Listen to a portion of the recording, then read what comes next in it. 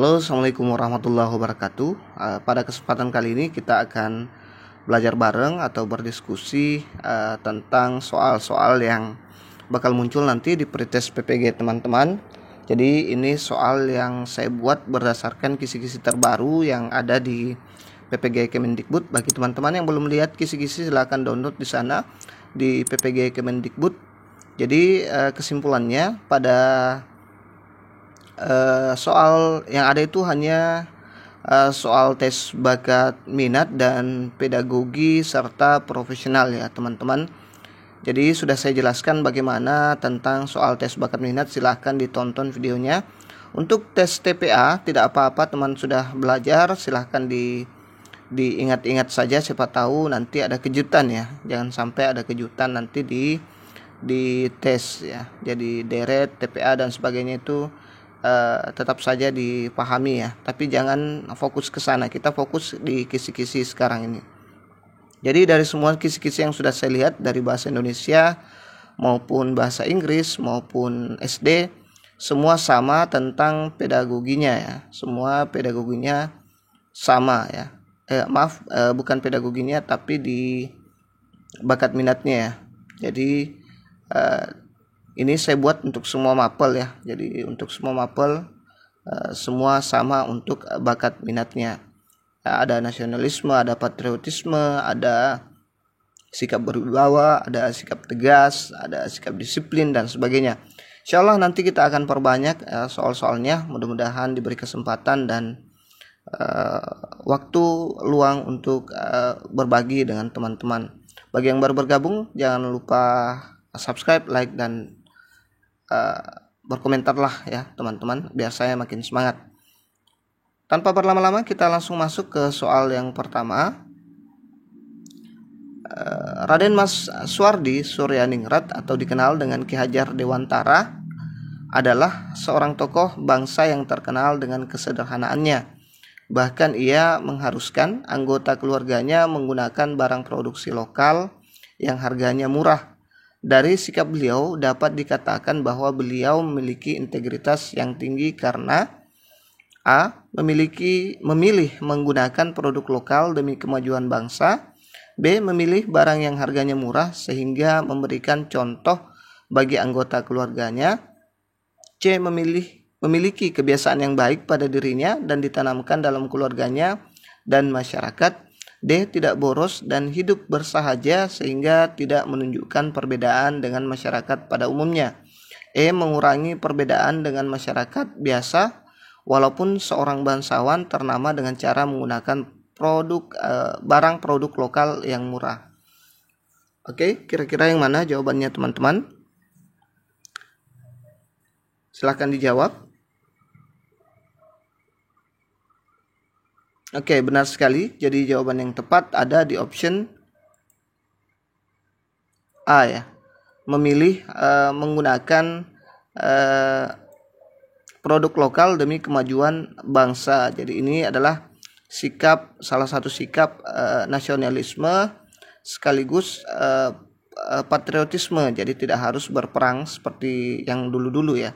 Seperti orang tua kita, ini secara tidak langsung memunculkan sikap nasionalisme, cinta tanah air dan patriotisme untuk membangun negara agar tidak kembali dijajah lagi ya teman-teman.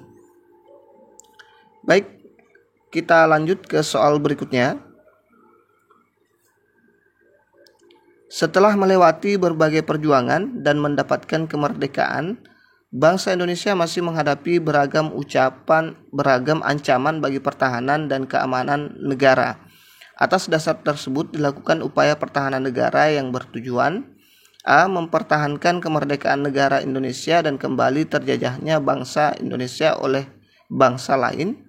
B. Agar kedaulatan NKRI tetap terjaga dan utuh serta melindungi segenap tumpah darah Indonesia.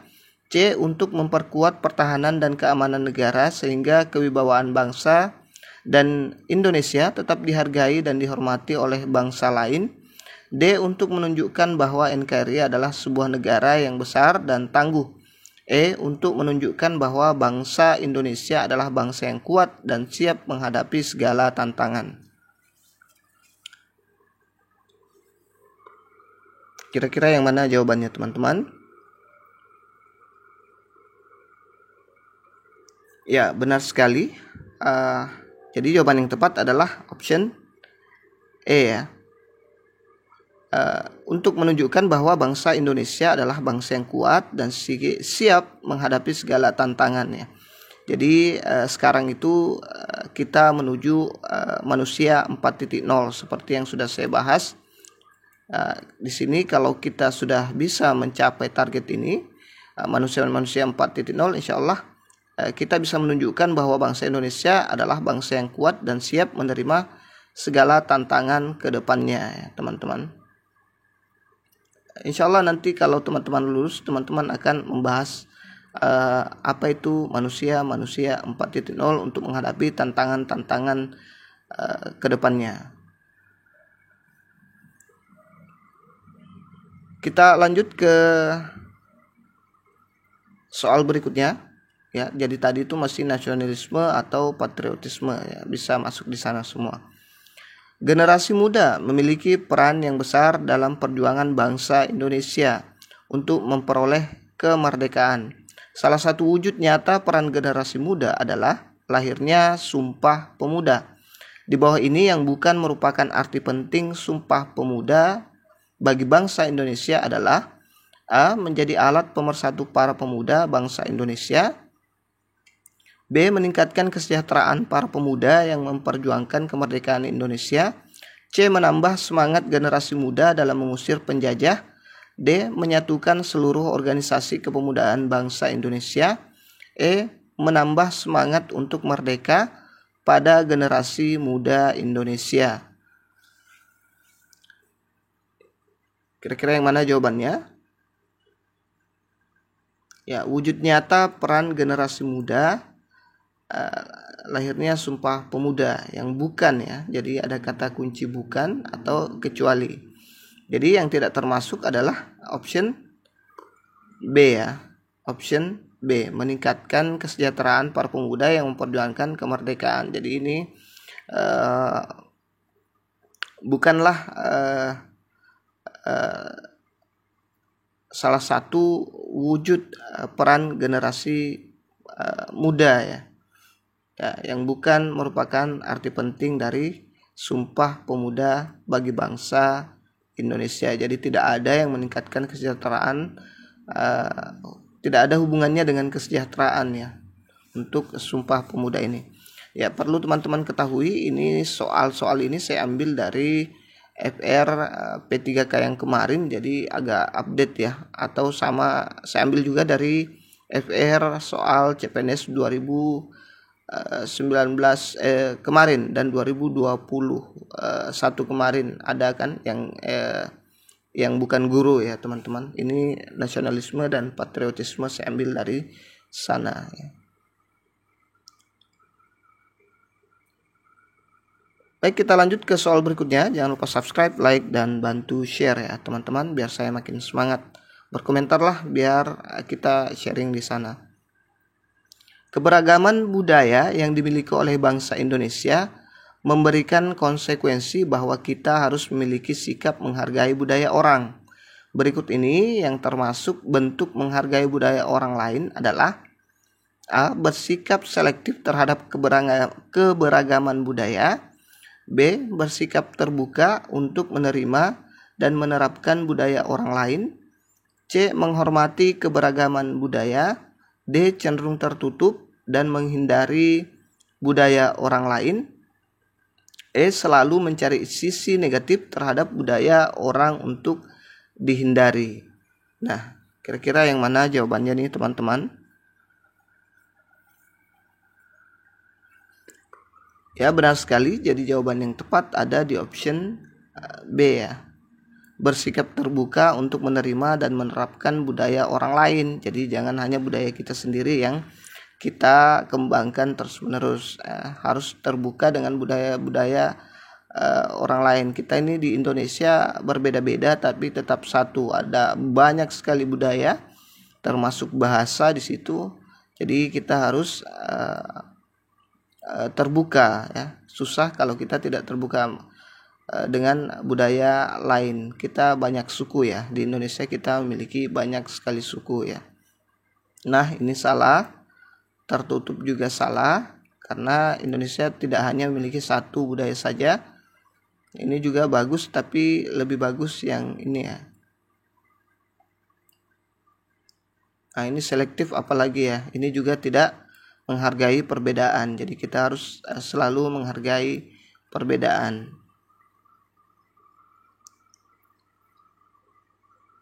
Lanjut ke soal berikutnya. Berdasarkan introspeksi dan pendapat teman sesama guru, pribadi yang mencerminkan saya adalah A. Orang yang sulit untuk mengapresiasi perbedaan cara siswa dalam menyelesaikan soal karena membuat bingung yang lain. B. Orang yang dapat mengapresiasi perbedaan namun hanya untuk hal-hal yang dapat dipahami saja. C. Orang yang bisa menyembunyikan pikiran dan perasaan yang tidak senang terhadap siswa ketika ada perbedaan dalam menilai sesuatu. D. Orang yang dapat mengapresiasi keberagaman dan memiliki kebenaran untuk berpendapat untuk sikap perilaku yang tidak toleran. E. Orang yang terbuka dengan masukan atas prinsip dan keyakinan diri serta siap mengupayakan kompromi dengan orang lain. Jadi ini agak hot soalnya. Jadi teman-teman harap hati-hati menjawab soal-soal seperti ini ya. Jadi kalau menurut saya jawaban yang paling tepat adalah option E. Ya, ini orang yang terbuka dengan masukan atas prinsip dan keyakinan diri serta siap mengupayakan kompromi dengan orang lain ya. Dia menampilkan pribadi yang mantap, stabil, dewasa, arif dan berwibawa, teman-teman.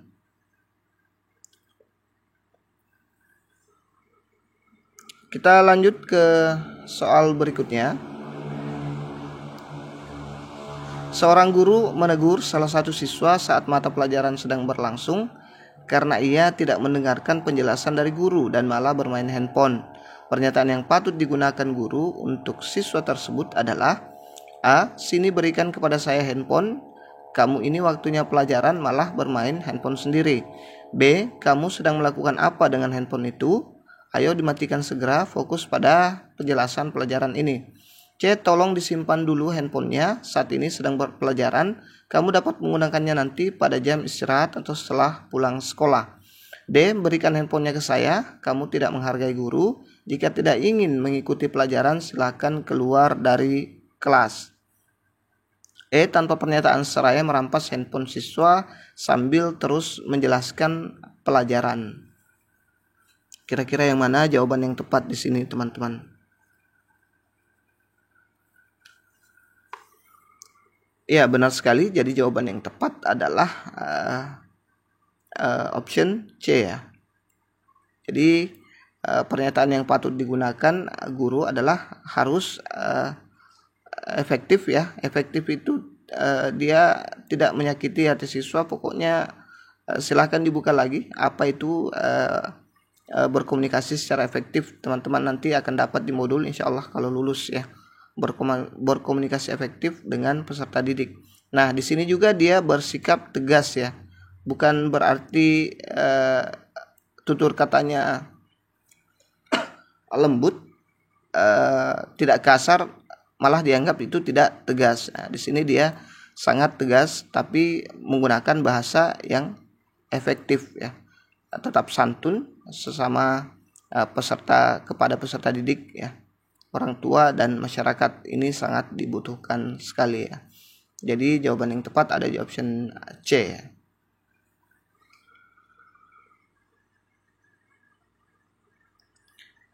Kita lanjut ke soal berikutnya. Jangan lupa berkomentar di kolom komentar ya teman-teman. Di sekolah Anda mengajar mayoritas siswa beragama Islam, namun ada juga yang beragama non-Islam.